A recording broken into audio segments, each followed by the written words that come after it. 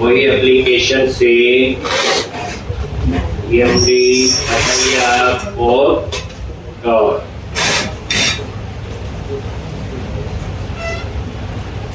एक इसको रन कर लो। यही आपका टर्मिनल है, NG solve icon open।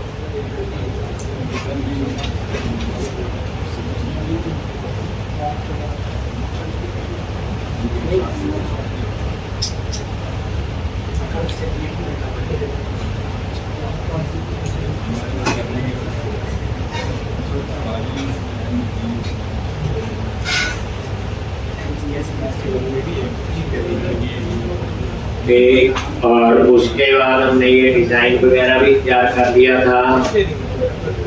ये तो ये आपका हो गया। तो ये काम था बच्चे फ्रंट एंड का। जब तक डाटाबेस नहीं होगा तो ये तो स्क्रीन ही रह जाएंगी। तो अब हमें क्या करना है, API। अभी हमें ASP.NET कोड में API आती है, तो मैं वहां API बनाऊंगा और इसमें यूज करेंगे। तो अब आप लोग visual studio 2022 create a new project बताइए। अब मैं यहाँ प्रॉपर API नहीं बनाऊंगा, मतलब कहने का वो DTO वगैरह यूज करनी, वो आपको बता दिए पिछले एप्लीकेशन में। ASP.NET Core Web API।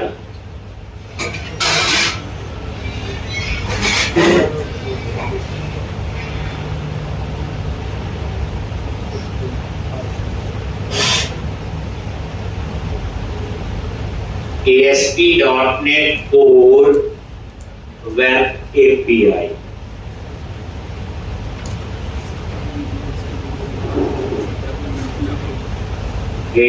और यहाँ पे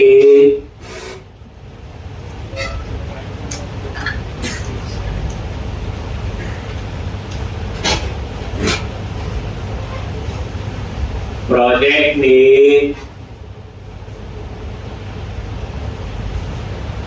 तो एम्प्लॉई API _1144 कहाँ सेव करना है। एक काम करते हैं, एंगुलर वाला फोल्डर वहीं सेव कर लेते हैं प्रोजेक्ट में, तो भी पता रहे कि API यूज कर रहे हैं, तो कहीं रख से भी रख सकते हैं।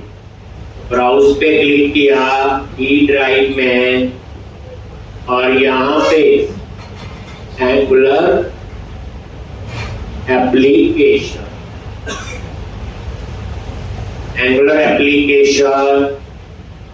और यही है एंगुलर प्रोजेक्ट 1145। मैंने इसी फोल्डर के अंदर जान के रख रहा हूं ताकि कल को ढूंढनी हो तो आसान है। तो मैंने उसी प्रोजेक्ट के अंदर जो एंगुलर वाला प्रोजेक्ट था उसी फोल्डर में रख दिया और कुछ नहीं। .NET 8 सिंपल जैसे सारा ठीक है, और ग्रेट API बना दे।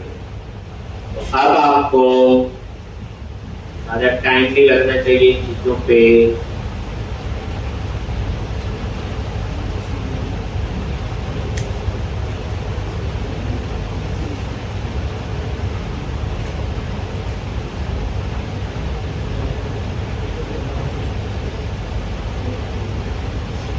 सब आता हमें कनेक्शन से यहाँ पे ऐप setting.jsn में क्या लिखेंगे, कनेक्शन स्ट्रेट।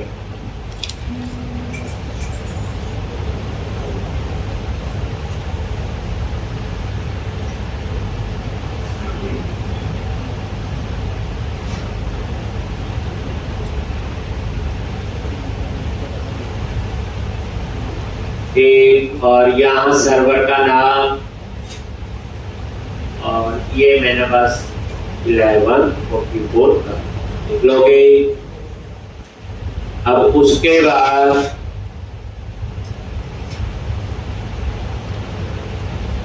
एम्प्लॉय मॉडल बनाना है, data folder application dB context add migration और वही सेव। अब इतना आपको पता होना चाहिए। एपीआई राइट क्लिक किया, ऐड फोल्डर और फोल्डर का नाम है मॉडल्स और इस पे राइट क्लिक किया, ऐड क्लास और क्लास का नेम एम्प्लॉय और उसमें वही ID, name, address, salary, mind में वही पिक्चर रखो आप लोग जैसा आपने फ्रंट एंड में व्यू बनाया। वहां यही 4 मेंबर थे और ये आपके उसके बाद डेटा फोल्डर बनाओ और वहां पे एप्लीकेशन डीबी कॉन्टेक्स्ट ऐड कर।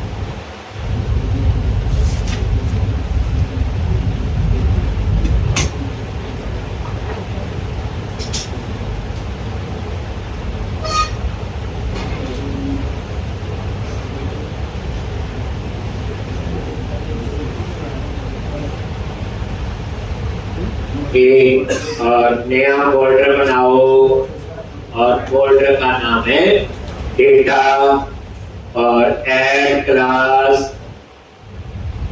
नॉर्मल आप सिंपल इतना ही लिखना है जरूरी, एप्लीकेशन डीबी कॉन्टेक्स्ट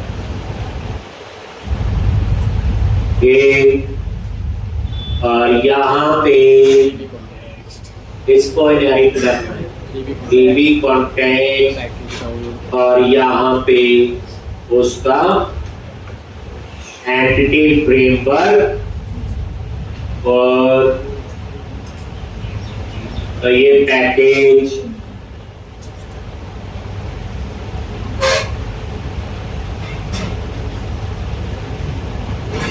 ये एंटिटी फ्रेमवर्क और वर्जन चूज कर लिया 8 का 16 आ रहा है तो ये कर लिया इंस्टॉल आई एक्सेप्ट। ये सब आता है, इसमें कुछ नहीं है। उसके बाद तो लगते हाथ आप एसक्यूएल सर्वर वाला भी पैकेज कर लो इंस्टॉल, बता चुके एसक्यूएल सर्वर बाद में भी हमें चाहिए हो। इंस्टॉल आई एक्सेप्ट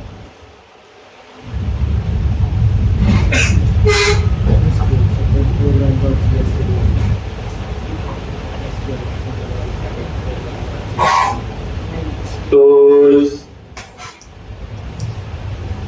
और ये इंस्टॉल आई एक्सेप्ट।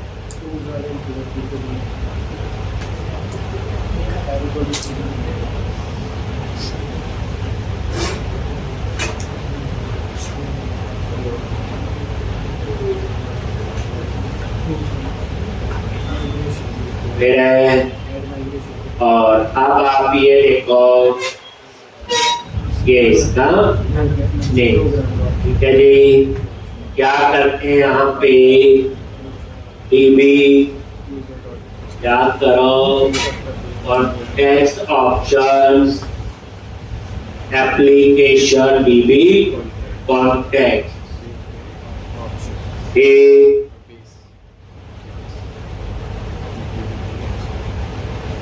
और यहाँ पे और यहाँ पे टीवी सेट और क्या आएगा, एम्प्लॉय मॉडल,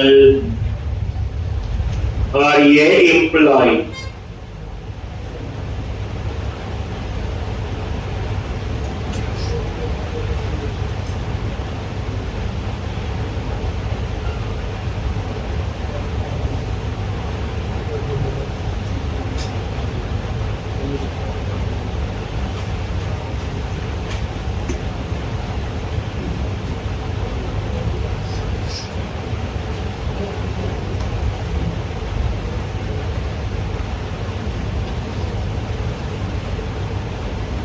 हो गया जी।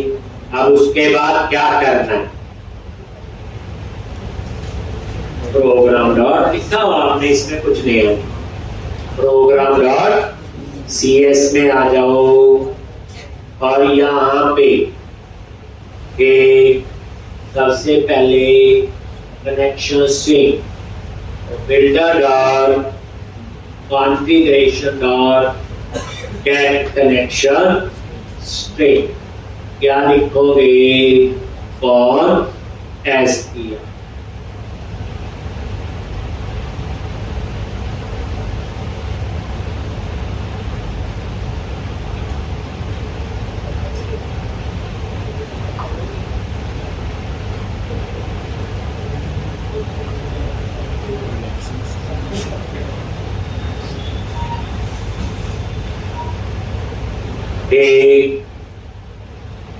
और यहाँ पे builder dot MC dot add DB context application DB contact, और यहाँ पे ऑप्शंस, और ये आपका options dot use SQL server, और यहाँ पे वो कनेक्शन स्ट्रिंग और एंड में सेमीकोलन, और ये आराम से हो गया जी। उसके बाद नेक्स्ट स्टेप क्या है, बोलो, add migration update database.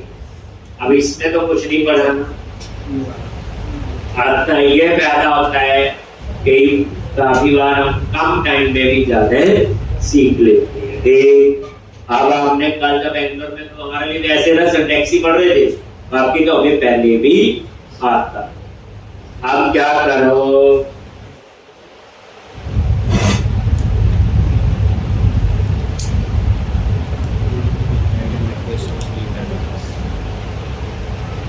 Tools और पैकेज मैनेजर कंसोल,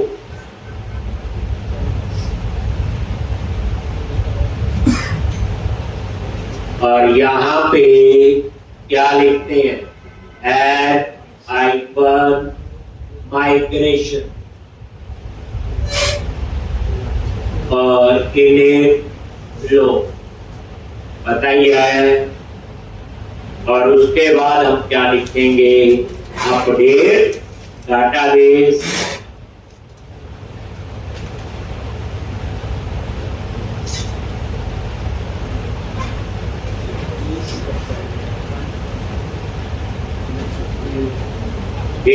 और ये देखो ये आपका पूरा बन गया। और लास्ट में कमांड क्या लिखनी है, अपडेट आइकन डेटाबेस,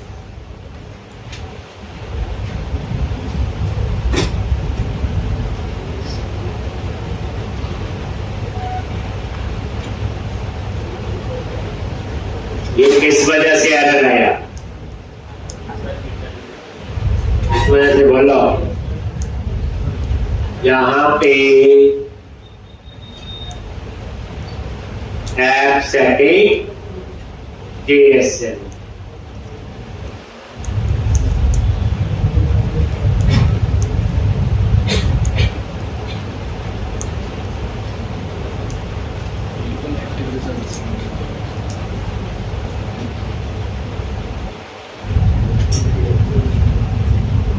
तो थोड़ा सा कनेक्शन सिर्फ चेंज है।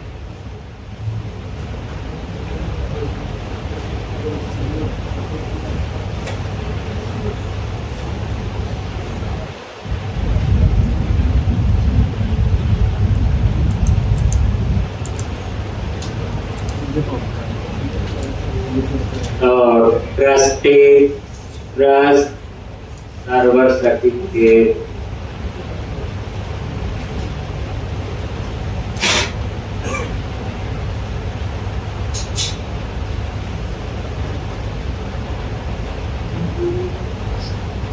यहाँ पे सेमीकोलन और ला ट्रस्ट सर्वर सर्टिफिकेट टू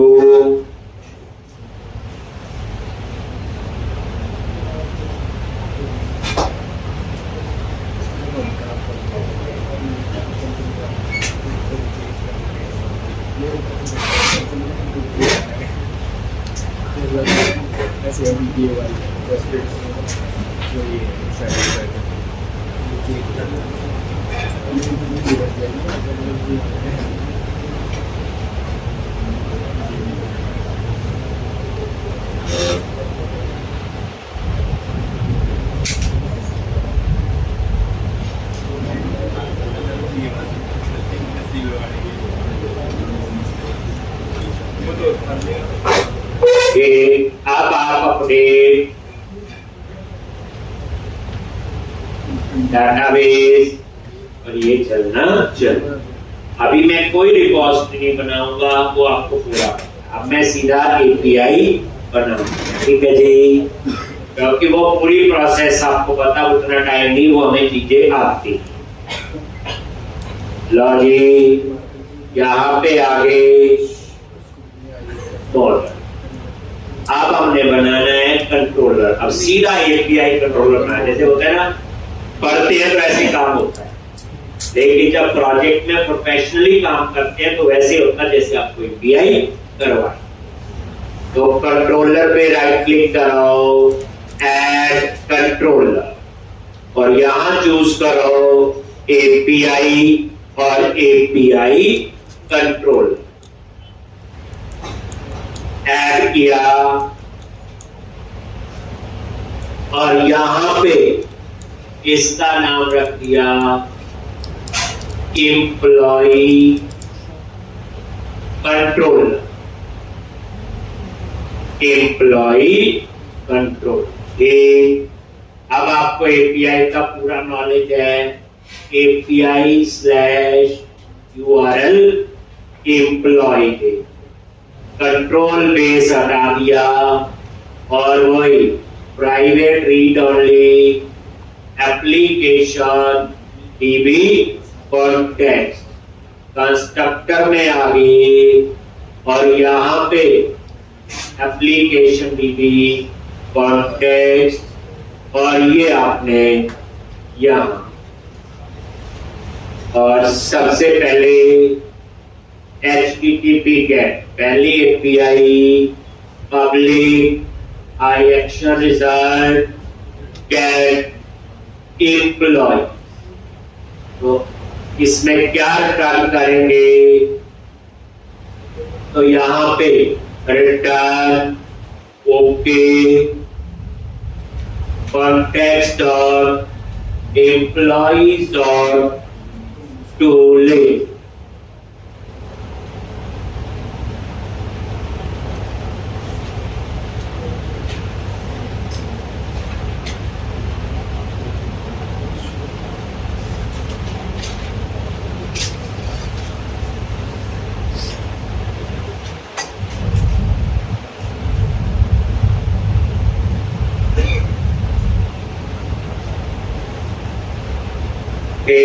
अब आ जाओ पोस्ट पे, इस पे आओगे,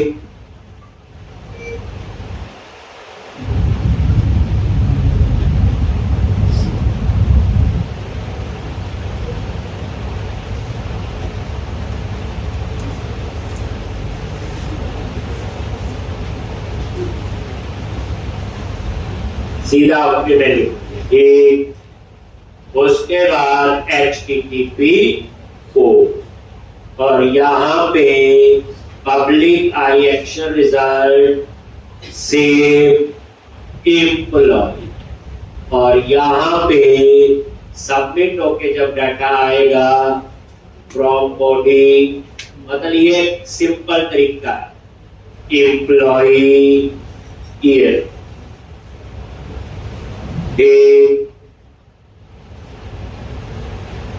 कोई डिक्शनरी यूज किया, सिंपल एपीआई बना रहे आता है। तो यहाँ पे एक एम्प्लॉई अगर नल है तो रिटर्न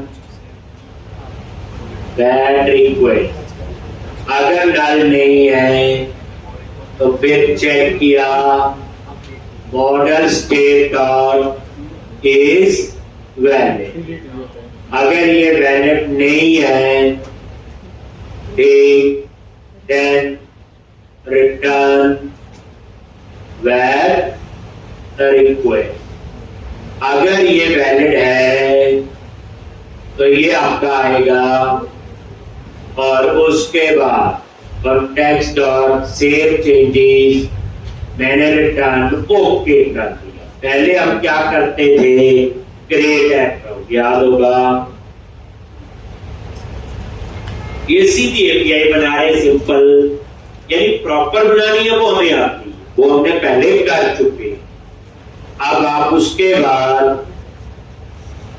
अपडेट एम्प्लॉई, और ऐसे ही बनाएंगे डिलीट एम्प्लॉई, और इसे टेस्ट कर देंगे। अभी सिंपल बता रहा हूं, फ्रंट एंड और बैक। जब ये टेस्ट कर लेंगे स्वैगर में, फिर हम चले जाएंगे एंगुलर, वहां इस एपीआई को क्या करेंगे, कंज्यूम। ASP.NET कोर में करनी हो वो हमें आती है, प्रीवियस क्वेश्चन में बताया ही हुआ, वहां तो प्रॉपर जेनेरिक रिपोजिटरी बनाई।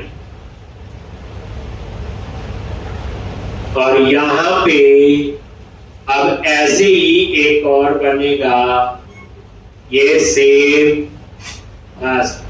यहां आएगा कोड, और ये नेम दे दिया अपडेट एम्प्लॉई, वैलिड है तो यहां पे हमने कर दिया अपडेट, बस ये आपका हो गया अपडेट। ऐसे ही फिर बनेगा डिलीट का,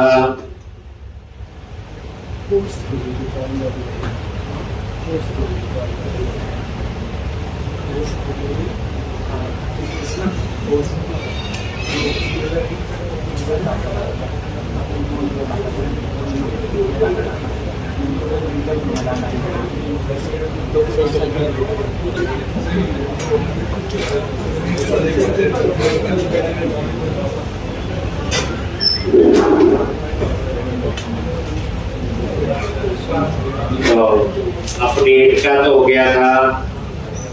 अब आपका इसी तरह से डिलीट,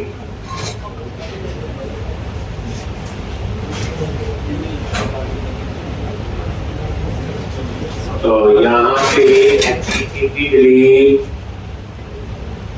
और पब्लिक डिलीट एम्प्लॉई,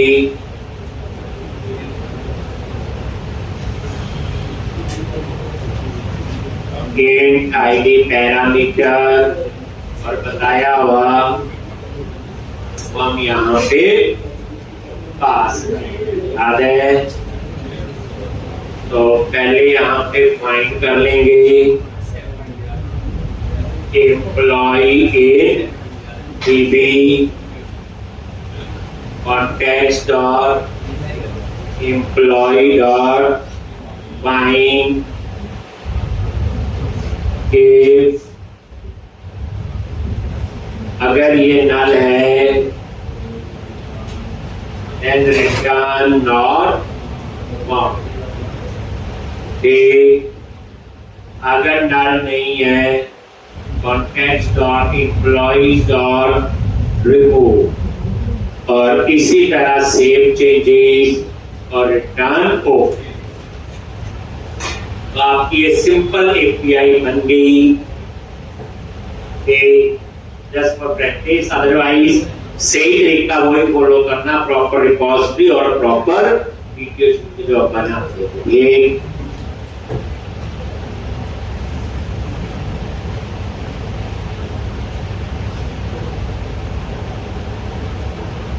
अब आप इसे रन करोगे,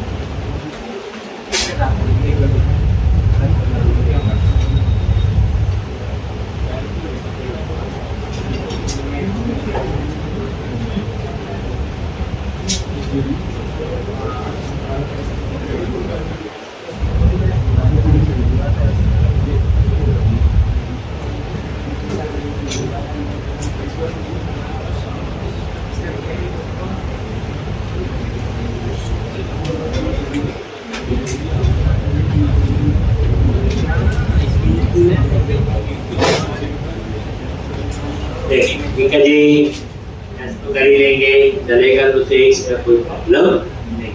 ये अगर आपने देखना है फिर पोस्ट राइट आउट एक आप आईडी ऑटो जनरेट है, हटा दिया। यहाँ पे कोई भी नेम एंटर कर दो, एड्रेस और यहाँ पे सेल, और ये देखोगे एग्जीक्यूट,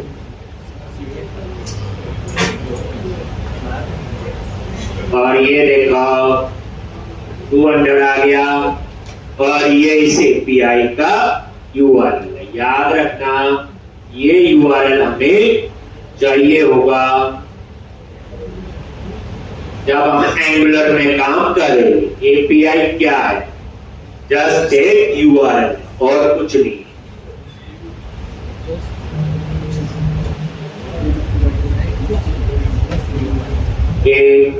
तो ये आपका वो यूआरएल हो गया, यही सेव का होगा, ये अपडेट का, यही डिलीट का, तो ये आपका सेव। तो इस तरह से तो एक और ये लॉगिन और एग्जीक्यूट, आपकी डिस्प्ले वगैरह तो चल ही जाएगा, इसमें इतनी प्रॉब्लम नहीं है, टेस्ट करना आपको आगे। अब आपने इस एपीआई को कहाँ यूज करना है? फ्रंट एंड, यही चाहिए। चलो तो अब आ जाओ आप लोग, ये फ्रंट एंड में जो एप्लीकेशन हम बना रहे थे एंगुलर, आगे अब आपने एपीआई को कैसे कॉल करना है उसके स्टेप्स समझेंगे, ध्यान देना है, क्योंकि अगर ASP.NET कोर में कॉल करनी है तो बताइए HTTP क्लाइंट फैक्ट्री, बाकी कहानी आपको बताएगी, उसकी तो जेनेरिक रिपोजिटरी बनाएगी। तो यहां पे सबसे पहले मॉडल बनाना, वहां भी बनाया था, जिस स्ट्रक्चर में डाटा आपका आएगा उसी में रिसीव होगा। जैसे यहाँ पे एम्प्लॉई का डाटा आएगा, तो एम्प्लॉई में क्या है? आईडी, नेम, एड्रेस और सैलरी। तो सबसे पहले हम क्या बनाएंगे? मॉडल। मॉडल बोले तो क्लास। कैसे बनाते हैं इसके अंदर? ये मैं यहां पे गया, एक नया कमांड प्रॉम्प्ट ऐड कर, और यहां पे ng जनरेट और क्लास, ये देखो क्लास लिखा है, और क्लास का नेम दे दिया।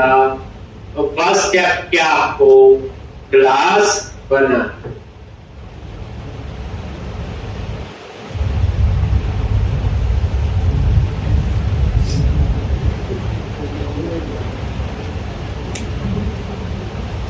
स्टेप क्या आपका क्लास, एनजी जनरेट क्लास और क्लास का नेम और क्लास है तो यहां पे हम एम्प्लॉय नाम से क्या बनाएंगे, ठीक है जी।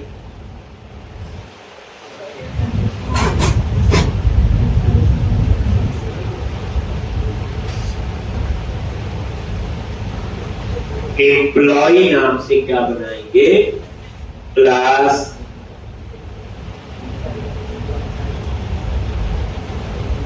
तो ये आपकी बात, तो एनजी जनरेट क्लास और क्लास का नेम और ये यहां पे एसआरसी में गए ऐप के अंदर और ये नजर मारोगे ये एम्प्लॉय डॉट टीएस फाइल बन गई। कौन सी फाइल बन गई, एम्प्लॉय डॉट टीएस, क्लास है। और ये देखो एक्सपोर्ट क्लास और क्लास का नेम।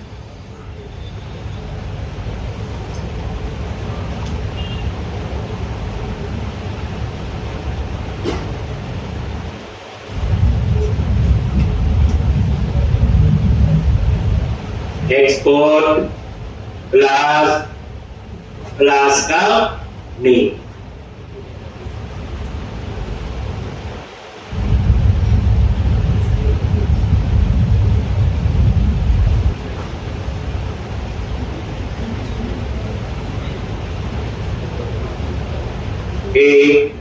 एम्प्लॉय, तो सबसे पहले आईडी, फिर नेम, फिर एड्रेस और सेल। तो एक वेरिएबल ले लिया आईडी, डाटा टाइप इसकी क्या लेंगे, नंबर। फिर नेम इसकी डाटा टाइप स्ट्रिंग, फिर इसमें ऐसे लेते हैं एड्रेस डेटा टाइप स्ट्रिंग, फिर सैलरी डेटा टाइप नंबर। इस तरह से डिक्लेयर होते हैं। उसके बाद इसका कंस्ट्रक्टर बनाओ, तो यहां पे कंस्ट्रक्टर इस तरह से, ये इसका कंस्ट्रक्टर है और यहां ये एरर दे रहा है, ये कह रहा है इसको इनिशियलाइज करो। तो आईडी को मैंने 0 कर दिया, वो देखो ऊपर एरर चली। Name empty string, address empty string और सैलरी 0। वो देखो क्या पता चला, क्लास कैसे बनाते हैं, वेरिएबल कैसे डिक्लेयर करते हैं और कंस्ट्रक्टर कैसे बनाते हैं, इनिशियलाइज कैसे करते हैं। दिस लगता ही है, ये जो दिस कीवर्ड है आपका, ये करंट क्लास को एक्सेस करने के लिए। अब अपने प्रोजेक्ट का एग्जांपल लो, आप चाहते हैं नेशनल पार्क वाली एपीआई है, एपीआई बना ली, फ्रंट एंड एंगुलर यूज करना, ये आपके लिए काम है। तो उस केस में 2 मॉडल बनेंगे, ट्रेल और नेशनल पार्क। पूरा माइंड ऊपर करके आप समझोगे। एक तो वहां से 2, मेरा 1 बना, वहां 2 बने। अब उसके बाद हम क्या करेंगे, तो फर्स्ट स्टेप है क्रिएट मॉडल, बन गए। सेकंड स्टेप है क्रिएट सर्विस। एपीआई को कॉल करने के लिए क्या बनानी पड़ेगी, सर्विस।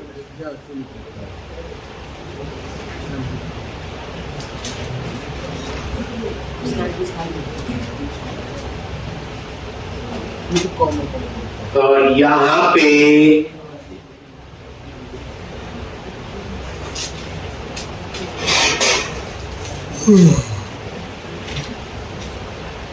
सर्विस तो कैसे बनाओगे,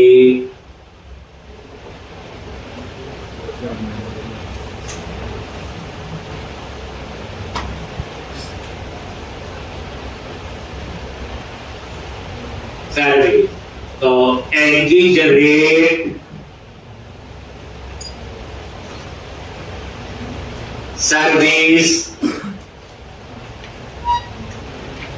या फॉर सर्विस ही होगा और सर्विस का नेम है एम्प्लॉय। सर्विस तो लिख सकते हो आप, जैसे एम्प्लॉय की एपीआई तो एम्प्लॉय सर्विस, डिपार्टमेंट की तो डिपार्टमेंट, ट्रेड की तो ट्रेड, स्टेप समझा। एंटर प्रेस किया तो ये आपकी एक सर्विस बनेगी एपीआई को कॉल करने के स्टेप्स। पहले मॉडल बनाओ और फिर सर्विस, तो ये बन गई। और ये देखो NG for generate, S for service, yes S की जगह सर्विस भी लिख सकती है और आगे एम्प्लॉय देते हैं एम्प्लॉय मॉडल। अब ये देखो यहां पे employee dot service dot TS बन गए और employee service dot TS file आपकी ये बन। ये देखो ई कैप्स में आ गया एम्प्लॉय का और सर्विस साथ में कीवर्ड। अब यहां पे हमने एपीआई को कॉल करने का कोड लिखना है। कैसे कॉल करें, तो यहां वेरिएबल कैसे डिक्लेयर करते हैं, पहले कंस्ट्रक्टर में आओ। ये कंस्ट्रक्टर के अंदर प्राइवेट एक वेरिएबल डिक्लेयर करना है HTTP क्लाइंट। प्राइवेट मैंने यही यूज करना है। HTTP क्लाइंट होता है जैसे वहां होता था IHTTP क्लाइंट फैक्ट्री, लेकिन ये वेरिएबल है। कॉलन के बाद उस क्लास का नेम आएगा और वो होगा HTTP क्लाइंट। जैसे ये लिखा ये देखो ऊपर इंपोर्ट भी हो। तो याद रख लो, कोई पूछे एंगुलर में एपीआई को कॉल करना है तो क्या यूज करोगे, HTTP क्लाइंट।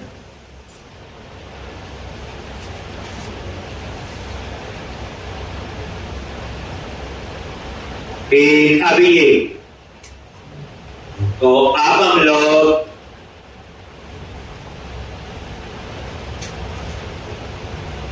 मेथड बनाएंगे गेट के लिए, सेव के लिए, अपडेट के लिए और डिलीट। तो गेट एम्प्लॉइज और यहां पे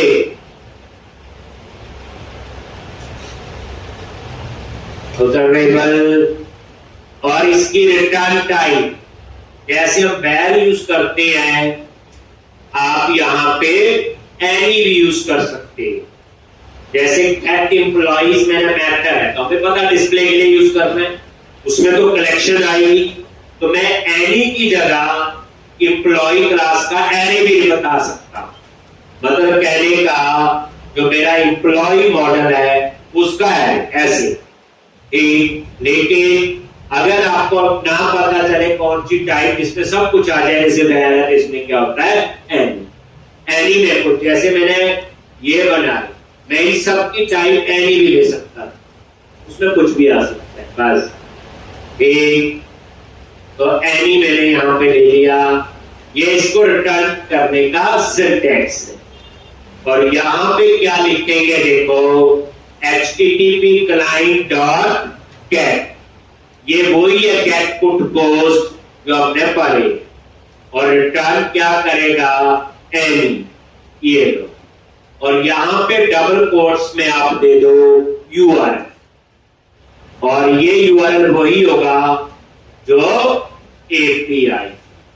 अब आप बताओगे यहां कहीं नहीं लिखा कि ये API किस में बनी है, ASP.NET कोड में। अगर जावा में बनाई तो जावा का होगा, पाइथन में बनाई तो पाइथन का आ जाएगा URL। तो आप समझ गए होंगे हम एंगुलर पढ़ रहे हैं, बैकएंड कोई भी हो। तो आपको सिर्फ एक काम है, पहले PHP में API बनाओ और पोस्टमैन में टेस्ट करो। जावा में API बनाओ, पोस्टमैन में टेस्ट कर लो। पाइथन में API बनाओ, पोस्टमैन में टेस्ट करो। ठीक, तो इस तरह से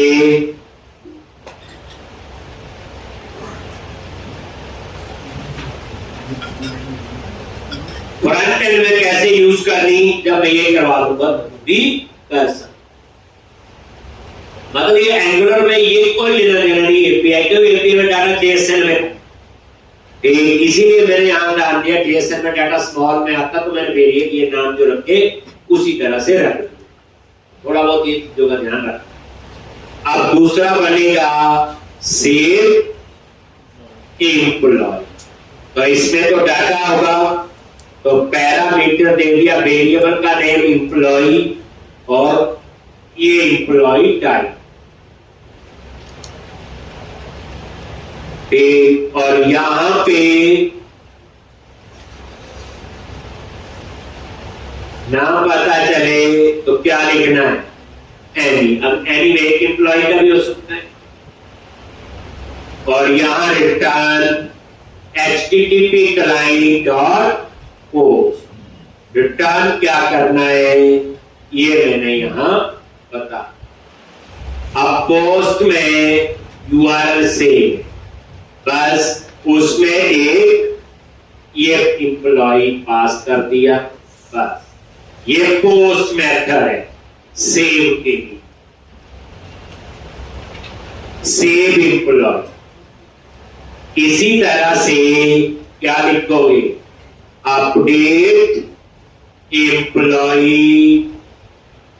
और यहां पे इसको अपडेट करना है ऑब्जर्वेबल में रिटर्न टाइप एनी, और इस तरह आराम से लिखोगे ये, और यहां पे return http client dot post, और ये दे दिया एन डबल कोट्स में ये, और इसको अपडेट कर।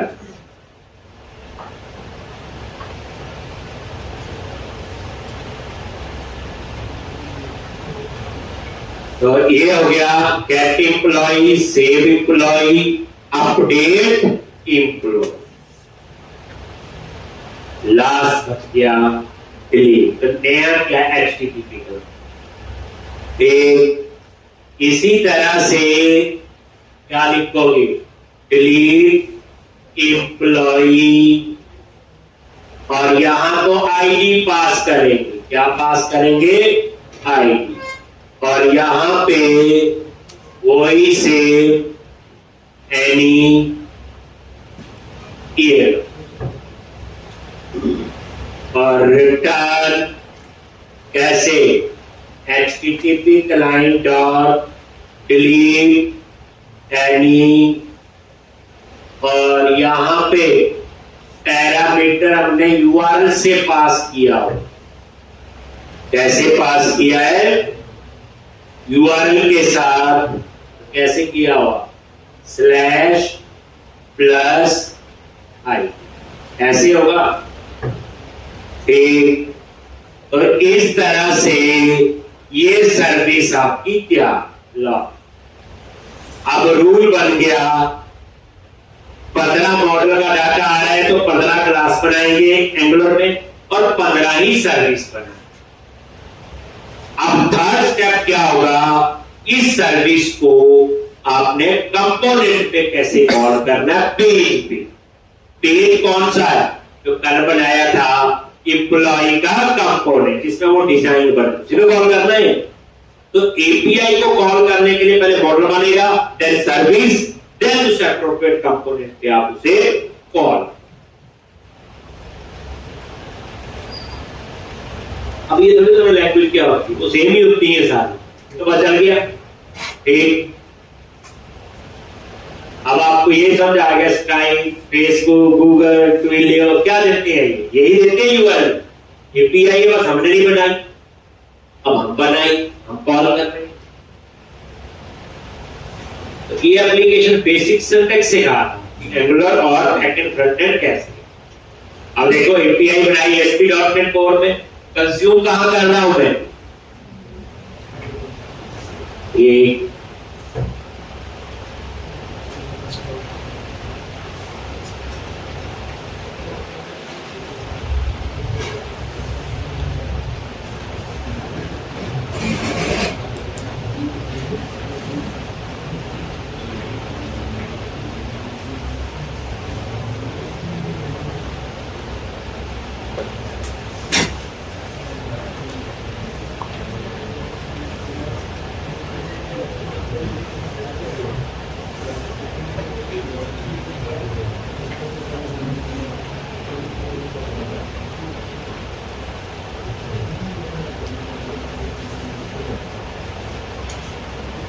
तो इस तरह से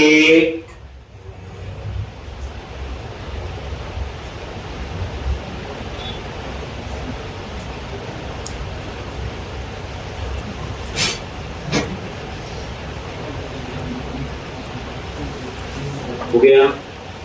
अब हम इसे कॉल कहाँ करेंगे, एम्प्लॉय। ठीक है जी, नेक्स्ट स्टेप आपका ये होगा, बस वहां कॉल करने आ गई, डिजाइन हमने बनाया ही हुआ, थोड़ा बहुत सिंटैक्स है वो आपके सामने। फिर उसके बाद हम इसकी मेन टेक्निकल एप्लीकेशन बनाएंगे, जिसमें हम ASP.NET कोर में API बनाएंगे, पर उसमें हम आइडेंटिटी फ्रेमवर्क यूज करेंगे, उसमें JWT यूज करेंगे, JWT इंटरसेप्टर यूज करेंगे। वो एक प्योर टेक्निकल असाइनमेंट है, एक टेक्निकल प्रोजेक्ट। एक होता है ना प्रोजेक्ट, डाटाबेस आ गया, वो तो हमें कहीं आ गया ही है, एक वो टेक्निकल प्रोजेक्ट होता है, उस तरह से हम उसमें काम करें।